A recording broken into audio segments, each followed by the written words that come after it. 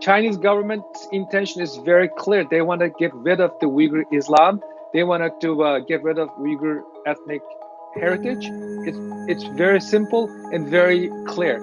In Western China, a large minority are silenced as they're brutally subjugated by the state. And most of the world leaders, they're not even batting an eye. Extreme surveillance, accounts of torture, and the detention of up to 1 million Uighur is all part of what seems to be China's attempt at eradicating the Uighur identity from its borders. Descendants of Turkic peoples, the Uighur are part European and part Central Asian. They inhabit Xinjiang, or East Turkestan as it was historically known. Their food is cosmopolitan and delicious, with influences from China, Greece, Persia and Arabia. They have a vibrant folk dance called Sanam, and a language that can be written in the Arabic, Latin and Cyrillic alphabets. It's a beautiful culture that China exploits to boost tourism, while also suppressing the people who make it. See, the Uighur follow Sunni Islam and want independence from China. China has been trying to change this for decades. Back in 1949, Mao Zedong's Communist Party took control of China after a deadly 5-year civil war and immediately invaded a disputed Xinjiang to prevent Russia from taking it over. Religion was considered incompatible with communism, and so a crackdown quickly began on all expressions of faith. Uyghurs were punished for praying in public and found their mosques demolished or converted for other uses. With the help of government money, China's dominant Han ethnicity began to migrate to the region in the 1950s. They built settlements and set up the most successful businesses in Xinjiang. The Han now make up 39% of the population, a number that's steadily increasing. So we've seen 1,000% increase in Han population since 1949. Uyghurs see the Han folks as coming to take their land and to kind of transform their societies. It's a really kind of a classic settler colonialism situation where they see these people as invaders and as occupiers of their land. Poorer Han across China routinely move west to work for the Bingtuan, a paramilitary group that takes over land and resources taken from Uyghurs by the government. Established in 1954 by Mao, the original Bingtuan were soldier farmers, off-duty servicemen who were put in Xinjiang to defend the province from Russia. Russia became less of a threat, but the organization grew. It's now 3 million strong and operates more than 2,000 companies in agriculture, energy, security, finance and media. The Bingtuan administrative divisions enforce the central government's anti-Uyghur policies whilst they profit from their annexed land and resources. They exported $6.7 billion worth of goods in 2017, including nearly a fifth of the world's ketchup, and tons of cotton to luxury clothing brands. What's more, Xinjiang is extremely rich in fossil fuels. The region has an estimated 150 billion barrels in oil reserve, 40% of China's coal, and the Tarim Basin also provided 23.5 billion cubic meters of natural gas in 2017. These raw materials are transported to China's manufacturing hubs. It's a multi-billion-dollar process where everyone benefits except the Uyghur, who are excluded from many employment opportunities and in some areas make only $12 a month.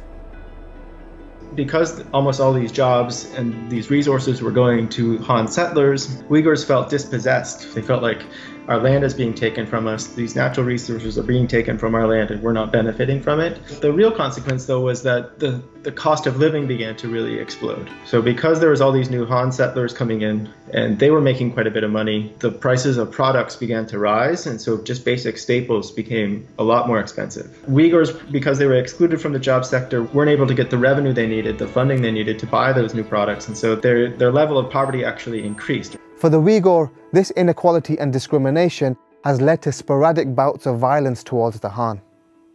In the 80s and 90s, separatist groups coordinated unsuccessful revolts against China. More recently in 2009, over 200 people were killed in riots in the capital Urumqi, and in 2017, 3 knife-wielding attackers killed 8 people in Guma, southern Xinjiang. The government now burn identifying QR codes into all knives purchased by Uyghurs. A handful of Uyghur have also been recruited by violent groups like ISIL and Al-Qaeda, giving China a chance to justify their actions against them as fighting terrorism. But the authorities are treating any expression of Uyghur identity as part of what they call the three evils: separatism, terrorism, and religious extremism. Uyghur women have been banned from wearing the hijab, and young men are not allowed to grow long beards. Fasting is prohibited, as are certain Muslim names for newborns, and parents are forbidden from providing their own children with Islamic and Uyghur education. Youth under 18 are not allowed in mosques during sermons, and the Quran itself must be approved by the state, meaning the text is altered to fit the Communist Party's ideology. The Hajj pilgrimage is also not permitted, as there's restricted freedom of movement. Many passports were seized in 2016 when Chen Quanguo was given authority over Xinjiang.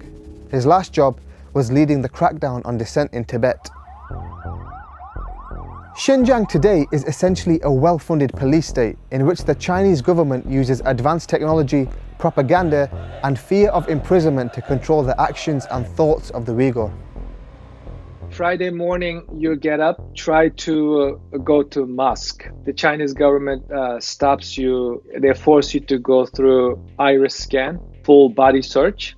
And then you go into the mosque and you look up to Xi Jinping's picture to pray. You're not supposed to have somebody's image in the mosque, but they worship the red flag and Xi Jinping's picture in the mosques. In 2017, China spent $8.5 billion to monitor every aspect of Uyghur life. Xinjiang is littered with thousands of cameras, many with facial recognition technology, and vehicles are registered to track any suspicious movements between areas. Wi-Fi sniffers and a mandatory mobile app regularly scan Uyghur devices for content deemed politically incorrect. Uyghur are forced to provide DNA samples, biometric data, and personal information on their religious lifestyle and relationships. The state then decides whether they're safe, and the information is tied to an ID card that must be presented at checkpoints, fuel stations, and even supermarkets. The Uyghurs who are found to be not safe are sent to prison or to re-education camps. Human rights groups report that there are over 1 million Uyghurs in these internment camps. China calls them vocational training centers.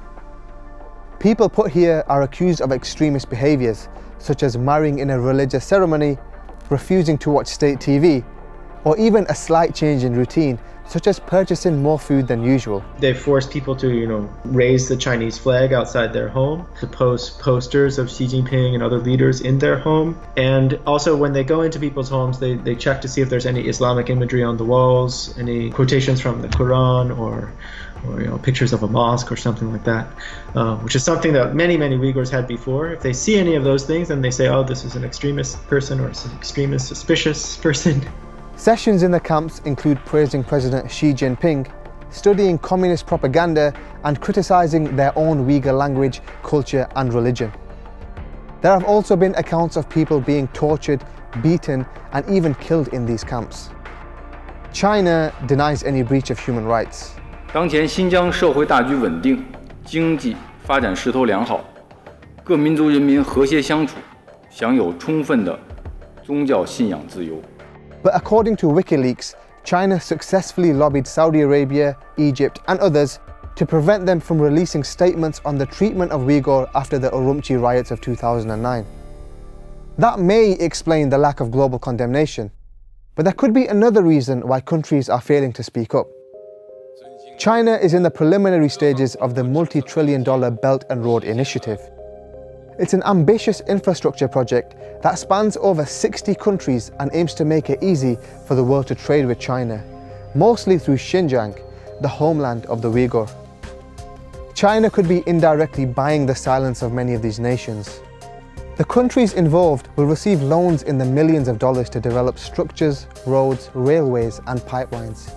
And this may be enough to make them turn a blind eye to the plight of the Uighur. No one is speaking out, particularly in the Islamic world. Where is Saudi Arabia? Where is Turkey? Where is Iran? Where is King Abdullah of Jordan? Where is the outcry? The Chinese government is calling your religion as a mental disease. Where is the outcry?